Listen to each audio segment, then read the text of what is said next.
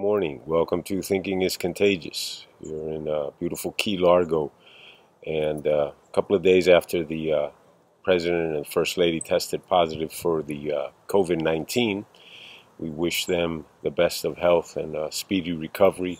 And I think it's pretty obvious that the President is well on his way to recovery and that the First Lady is a very, very mild case. So that's all good news.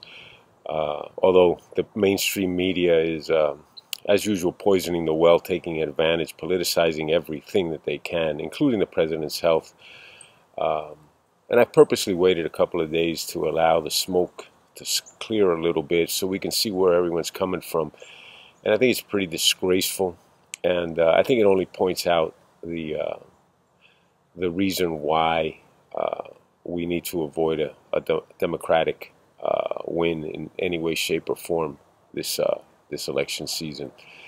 I will start that I do think that Biden, it was a classy act by pulling the negative ads, and I know that Cortez Ocasio and the left, Omar. Let me say specifically Omar. I don't want to say Cortez Ocasio. I don't know what her comments were. I take that back. Omar came out and condemned him for pulling back on the negative ads. Just shows you the quality of person, the criminality of the vote fraud that she is undertaking in Minnesota is only further magnified by her attitude. So I would take my hat off to Biden.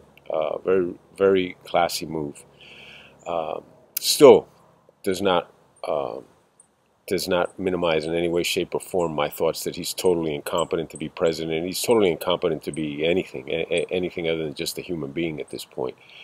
No political office. But I want to drill down to the media coverage. Let me first start laying the groundwork by saying that Saturday, the president's doctors, including the lead doctor, I believe his name is Connolly, came out and gave a report, pretty detailed report, as to the president's health in the last 24, 48, 72 hours. And the media immediately jumped on the fact that the doctor said it was a 72-hour window of the president's progress. The report was a 72-hour window. That the media jumped on it, that the White House was hiding facts, that the president had said only 48 hours, now it's 72 hours. Ridiculous. And ridiculous to the point of the hypocrisy, because they're insinuating or leading the conversation towards the fact that the president acted irresponsibly with his rally, knowing beforehand that he was sick. There's no fact to this. What there is fact, they fail to report on and focus on, which is a typical liberal way to conduct business, which is avoid the facts and try to cloud the facts and insert your agenda as the narrative or the talking point. CBS News on Friday night, the lead reporter, a female, I don't know what her name is, saying that how concerned they were for the president because he has comorbidity issues, including being obese. Yes, he is. He's slightly overweight. And then the lie comes that she says, and other health issues that the White House has chosen not to disclose at this point. Where do you get that from? There are no other health issues. Saturday, his doctor came out and said that they had no health issues. Actually quoted about how his blood pressure was in good shape. The fact that the quote of the blood pressure then is taken, Politico writes an article Saturday, shortly after the announcement, saying that the doctor failed to answer the questions about the president's health specifically. That the doctor only said that the president's blood pressure was within range, his usual ranges, and then failed to say if his usual ranges were high or low. No, that's a lie. I heard the Connolly's press conference. He said the president's blood pressure was between 110 and 120. Political lies. Stephanopoulos going on with his agenda of the president's failure to conduct himself properly by wearing masks, and the possibility that he could have infected other people knowingly, all conjecture. And from a guy who represents a party of fakes and phonies as far as a mask is concerned, as we saw with Pelosi in the beauty parlor. And when she got her caught with her hand in the cookie jar, she said she was set up by the beauty parlor owner. Feinstein parading through the airport in San Francisco without a mask on while everyone else around her has a mask on. The hypocrisy of the party is manifests itself in the voice of their talking head, George Stephanopoulos, among others. Don Lemon with his absurd rants about how the president's negligence has come back to catch up to him. An aide of Hillary Clinton, I believe her last name is Rahim, on Friday after the president was diagnosed, is quoted as saying, "I hope he dies." This is where we're at. This is where we're at in this country, and this is where we are.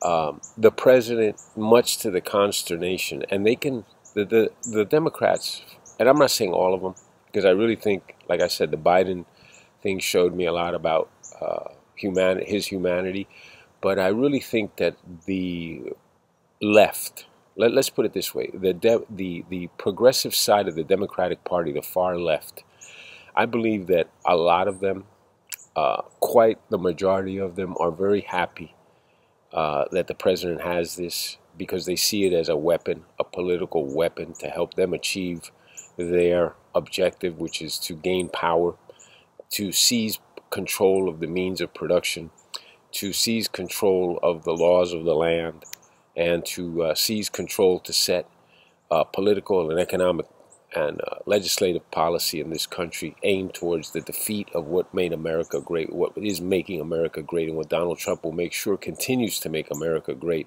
once we vote him in for president again, his second term. People, analyze carefully what's happening and realize what I have said and what we've been saying for a long time. Anything is acceptable to these people, to the progressive far left.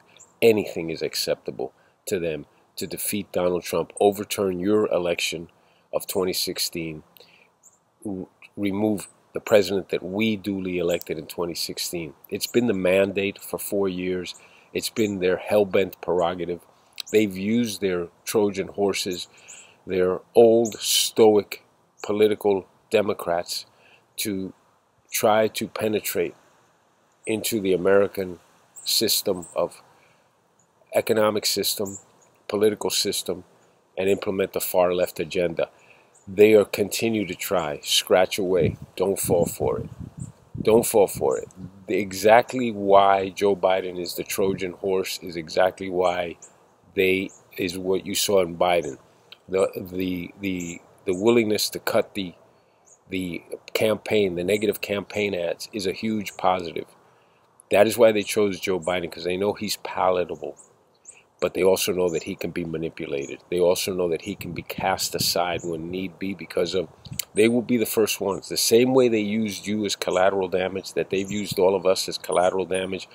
Any price is acceptable to get rid of Trump. Any price will be acceptable to remove Joe Biden, if they, God forbid, were ever to get in. As soon as he gets in, within 6 months, he will be deemed physically or mentally incompetent. He will voluntarily be forced to resign. And the praying mantis that is Kamala Harris will finish the deed and move in. And then you'll see the likes of AOC, not Omar, because she'll be voted out of office, she's a criminal, but you will see the far left agenda. You will see the Bernie, the Elizabeth Warren. And people, if that happens, you think you have a 401k? You had a 401k. You think you had a retirement? You're not going to be able to retire. You think that you'll be safe on the streets? You won't be safe. You think you have rights? You won't have rights.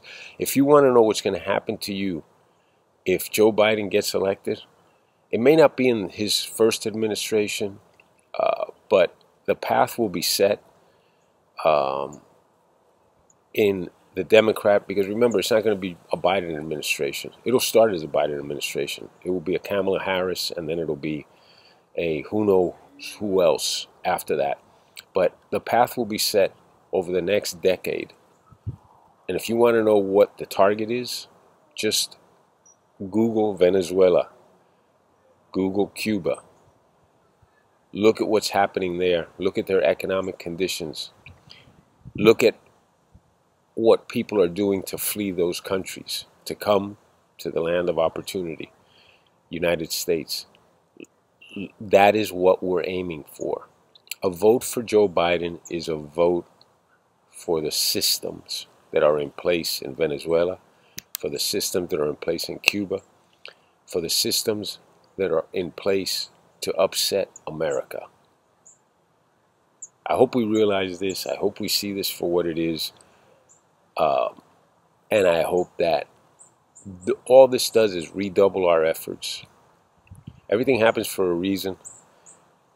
I think God has chosen to take the path that we're on now with the president's COVID positive test to really emphasize and unify and bring this country together behind a common cause. And that common cause is the good, going forward, the good for all law-abiding U.S. citizens. We're all Americans. There should be no divisiveness. We're Americans. If you're born here, you're an American. We all have the same opportunities. We all have the same choices. We all have the same options. Let's exercise our rights to vote. Let's vote with our heads. Let's think about what we're doing. And if you analyze what each side represents, all I ask you is to fully analyze what each side represents and then cast your vote. All right? Thank you. Have a good day. And let's pray for the President and the First Lady. They will be fine. And for all others in the administration, because I know there's been quite a few people that have gotten tested positive. All others, as well as all Americans and all people all over the world with the disease, we pray for them. It's still not anything that anyone wants to get, but I do have to say that underreported by the media is the fact that we know a lot more about it. People are not dying from it the way they were before. That's why you're not hearing the media talk about deaths. They only talk about cases because they know they're losing that narrative as well. So a lot fewer people dying from it. People without comorbidity with other factors, or it's virtually, there are very few deaths at this point. Outside of those, doesn't mean that we don't protect those with comorbidities. On the contrary, we need to protect them more. But just let's put this all into perspective.